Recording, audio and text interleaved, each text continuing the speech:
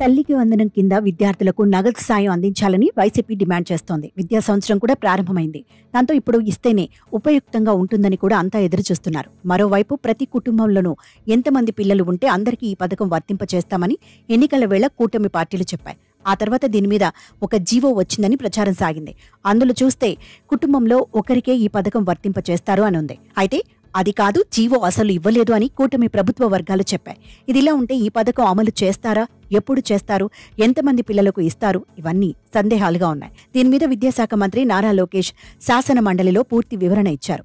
తల్లికి వందనం పథకం ఖచ్చితంగా అమలు చేస్తామని ఆయన చెప్పారు. అంతేకాదు, ప్రతి కుటుంబంలో ఎంతమంది పిల్లలు ఉంటే వారందరికీ 15,000 రూపాయల వంతున ఇస్తామని కూడా తెలిపారు. ప్రభుత్వ పాఠశాలలోనే కాదు, ప్రైవేట్ పాఠశాలల్లో కూడా విద్యార్థులకు ఈ పథకం వర్తింప చేస్తామన్నారు. ప్రస్తుతం దానికి సంబంధించిన విధి విధానాలను రూపొందిస్తున్నట్లుగా చెప్పారు. గత వైసీపీ ప్రభుత్వంలో ఈ పథకం విషయంలో తప్పులు జరిగాయని అన్నారు.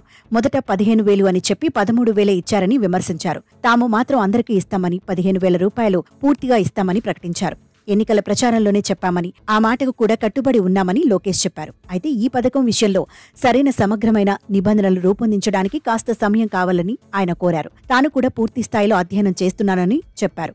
ఈ పథకాన్ని ఒక్కసారి అమలు చేస్తే ఎలాంటి లోటుపాట్లు లేకుండా చూడడమే ప్రభుత్వ లక్ష్యమన్నారు. మొత్తం మీద చూస్తే ఈ పథకం అమలు చేస్తామని మంత్రి లోకేష్ చెప్పినా ఎప్పుడు అన్నది అయితే చెప్పలేదు. అధ్యయనం అంటున్నారు, సమయం కావాలని అంటున్నారు. దాంతో ఈ ఏడాది తల్లికి వందనం పథకం ఉండకపోవచ్చు అని ప్రచారం సాగుతోంది. అయితే అందరికీ ఈ పథకం వర్తింప చేస్తామని, ప్రైవేట్ పాఠశాలల విద్యార్థులకు కూడా ఇస్తామని మంత్రి ప్రకటించడం విశేషం. మొత్తానికి ఈ పథకం అమలు చేయాలి అంటే ఆర్థికంగా ఇబ్బందులు ఉన్నాయని అంటున్నారు. దాంతో అధ్యయనం, సమయం అంటూ లోకేష్ కుండబద్దలు కొట్టేశారా అన్న చర్చ సాగుతోంది.